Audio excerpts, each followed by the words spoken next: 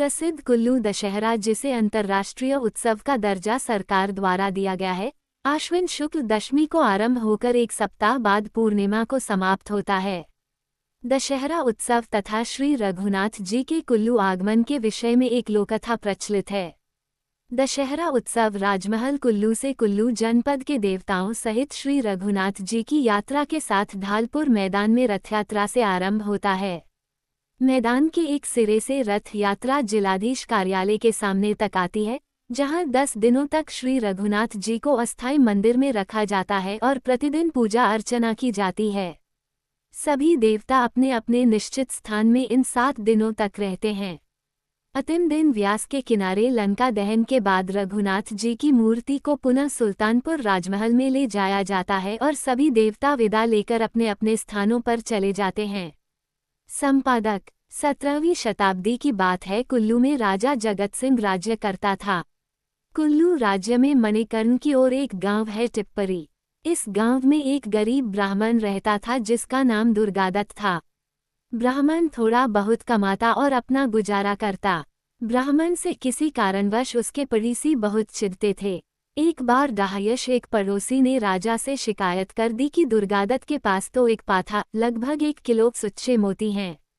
किसी ने पुष्टि में यहाँ तक कह दिया कि उसने अपनी आंखों से देखे हैं। ब्राह्मण इन्हें सुखाने डालता है। मोतियों की खबर सुनकर राजा चौंक उठा। मोती तो राज्यलक्ष्मी है, राजा की संपत्ति है। कंगाल ब्राह्मण के पर मोतियों का क्या काम। एक बार राजा मणिकर्ण की ओर जा रहा था तो उसने गोती लाने के लिए ब्राह्मण के पास आदमी भेजे। राजा के आदमियों ने ब्राह्मण को तंग किया। मोती निकलवाने चाहे, मोती तो थे ही नहीं। ब्राह्मण कैसे विश्वास दिलाता कि राजा को झूठी खबर मिली है। आखिर उसने अपनी जान बचाने के लिए कह दिया कि जब राजा वापस लौटेगा यह मोती दे देगा। दुर्गादत्त के दिन बड़ी चिंता में बीतने लगे। राजा के वापस लौटने का समय नजदीक आ रहा था। अंत में उसने मन ही मन इसका हल ढूंढ निकाला। जब राजा की वापसी की खबर मिली तो ब्राह्मण ने अपने परिवार को घर में बंद कर दिया। बाहर से घर को आग लगा दी। लपटें उठी और घर परिवार जल उठा। ब्राह्मण हाथ में पुरी लिए बाहर बैठा था। जब राजा के आदमी आए तो अपने शरीर का मांस काट काट कर आग में डालने लगा। साथ साथ कहता जा रहा था, ते राजा तेरे पाचा मोती, वे राजा तेरे पाया मोती। ब्राह्मण का घर स्वाहा हुआ, परिवार स्वाहा हुआ। स्वयं को उसने आग में होम कर दिया। राजा खाली हारू दुखी मन लिए राजधानी लौट गया। महल में पहुंच जिस समय राजा भात खाने लगा तो चावलों की जगह कीड़े नजर आने लगे। पानी पीने लगा तो लहू नजर आने लगा। राजा को ब्रह्महत्या लग गई। राजा हरदम परेशान रहने लगा। ब्रह्महत्या के इस पाप से छुटकारा पाने के अनेकों उपाय किए गए, किंतु राजा का मन शांत न हुआ। राजा के गुरु पुरोहित सब हार गए। उस समय नगगर नामक स्थान में बाबा कृष्णदास पहाड़ी रहते थे। पिहरी बाबा की प्रसिद्धि दूर दूर तक फैली हुई थी। अंत में राजा उनकी शरण में गया और चित्त शांति का उपाय पूछा। बाबा जी ने बताया, यदि राजा वैष्णव हो जाए, अवध से श्री रघुनाथ की मूर्ति लाकर यहाँ स्थापित कराए, सारा राज्य रघुनाथ जी को सीप और स्वयं उनका छड़ीवरदार मुख्य सेवक बनकर रहे, तभी इस पाप का प्रायश्चित हो सकता है। रघुनाथ जी की अवध से मूर्ति कैसे लाई जाए, ये समस्या थी। बाबा पौहरी ने सुझाया कि उनका चेला दामोदर सुकेत राज्य में रहता है, यह मूर्ति ला सकता है। बाबा पौहरी ने पड़ोसी राज्य सुकेत में संदेश भेजकर अपने शिष्य को बुलवा भेजा। दामोदर गुरु के सामने उपस्थित हुआ। गुरु ने उसे राजा की ओर से अवध से मूर्ति लाने का कार्य सौंपा। राजा की ओर से उसे खर्च मिला, सहायक मिले। राजा ने कुल्लू से अवध तक 20-20 कोस पर हरकारे तैनात किए।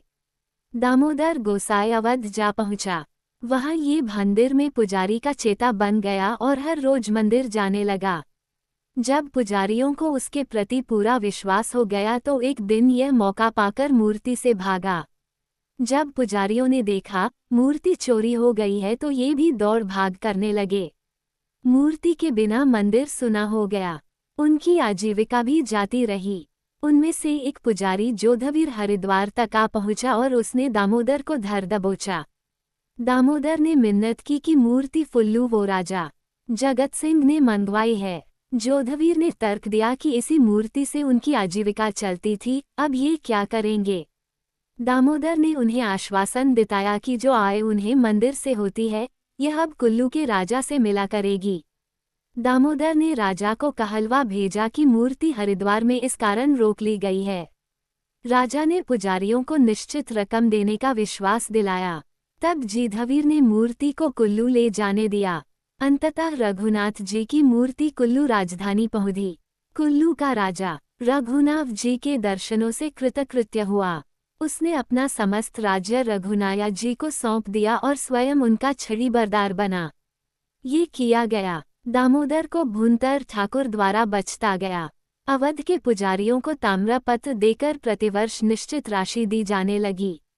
राजा वैष्णव हुआ और रघुनाथ जी से संबंधित त्योहार राजसी ठाट बाट से मनाया जाने लगा। इसी परंपरा से अब भी कुल्लू में प्रतिवर्ष कुल्लू दशहरी मनाया जाता है। विजयदशमी से आरंभ होकर यह 7 दिन तक चलता है।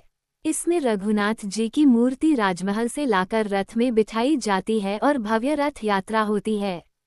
इस समारोह में घाटी के बहुत से देवता भाग लेते हैं। 7 दिनों तक देवता भी मेले में रहते हैं। अंतिम दिन लंका दहन के बाद पुनः रथ यात्रा वापस मुड़ती है और समारोह समाप्त होता है।